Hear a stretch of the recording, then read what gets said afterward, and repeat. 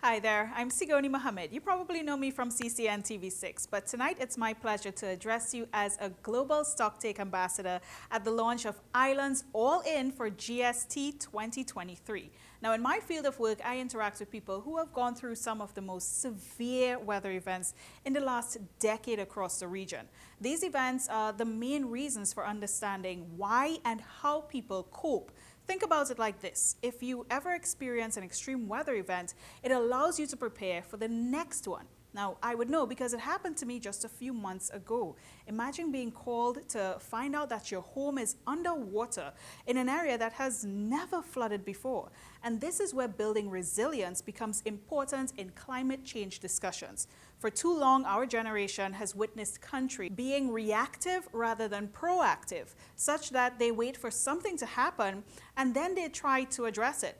How long can we stay at getting good at managing crisis rather than risks? And that's where the global Stocktake is introduced as a critical juncture to take a long, hard look at the state of our planet, our region, and our community and chart a better course for the future. Now, GST, as you've heard earlier, involves looking at everything related to climate action and support, identifying gaps, and working together to agree on solutions and pathways that take us beyond 2023. Essentially, it is international developmental agendas like GST that have seen increased efforts for disaster risk management strategies to be included in national development plans. However, as a specialist and a good friend of mine in the field of DRR once told me, a policy without implementation is just old talk. So to adapt to a warmer world and preserve people, ecology, wealth, and our way of life, we must address climate change. Understanding, strategizing, and acting in a way that lessens negative effects and generates new chances to become safer and more resilient are all necessary components of achieving this ambition. Nearly half of the world's population is already vulnerable to climate impacts, and you know the implications. Extreme occurrences like heat waves and droughts are being brought on by it, and it is also altering rainfall patterns, melting ice, and disrupting habitats.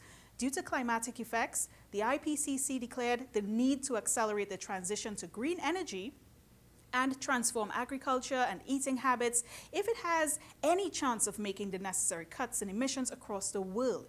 But merely slowing down climate change will not be enough. We also need to prepare for its inevitable effects. Inaction today will make adaptation more expensive and challenging for future generations. And that's where DRR plays a role in ambition.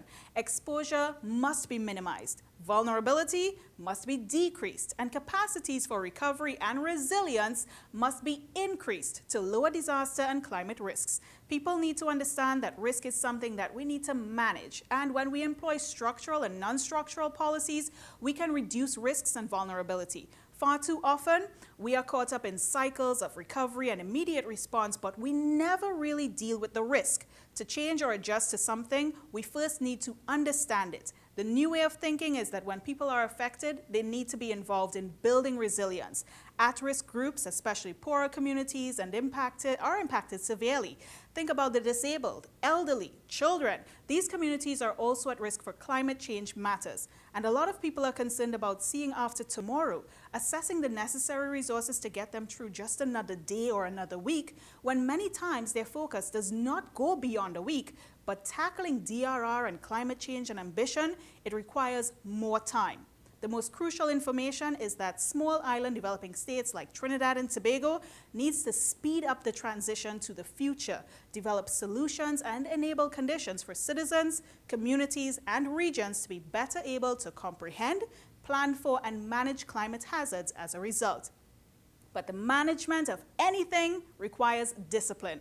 Given the exposure to information and conferences on GST like this, we get to look at the Caribbean and SIDS and our vulnerability. The outlook? Well, we are in an age ripe for implementation, and it can be done with the right attitude. As UN Secretary General Antonio Guterres warned, the climate time bomb is ticking. The possibility and probability of disasters occurring exist, and because of that existence, we should be prepared. Proactive, not reactive.